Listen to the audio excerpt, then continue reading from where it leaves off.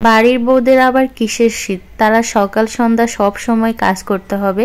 যখন রান্না করতে বলা হয় রান্না করতে হবে, কাপড় কাচতে বললে কাপড় কাচতে হবে, বাচ্চাদের দেখাশোনা করতে হবে, তাদের পিছে ছুটাছুটি করতে হবে, তারপরও দিন শেষে তাদেরকে শুনতে হবে সারাদিন তো শুয়ে বসেই থাকো, আর কি বা করো। সকাল সকাল ঘুম থেকে উঠে এই হাড় কাঁপুনি শীতের মধ্যে যে কত ধরনের কাজ করতে হয় সেটা একমাত্র ঘরের মহিলারাই জানে।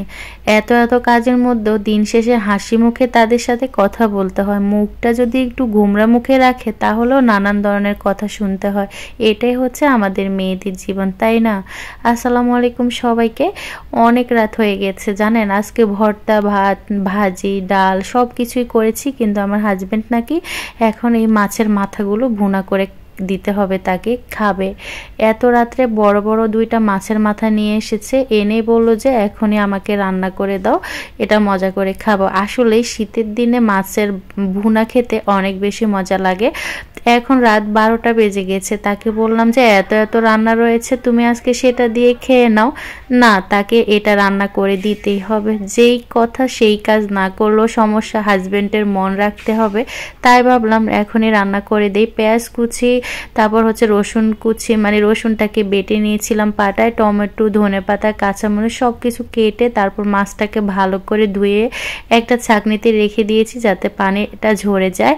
মাছের মাথাটা অনেক বেশি বড় সাইজের ছিল, তো ভাবলাম যে মাছের মাথাটাকে ভালো করে ধুয়ে পানিটা ছেঁকে নিই। আর এইদিকে হচ্ছে আমি একটা পাতিলে সুন্দর মতো করে তেল, পেঁয়াজ, রসুন সব কিছু দিয়ে ভালো করে মশলাটা আমি এখন কষিয়ে নিচ্ছি। টমেটোটা একটু বাসায় কমে ছিল, কারণ আমি রান্না বান্না সবই করে ফেলেছি।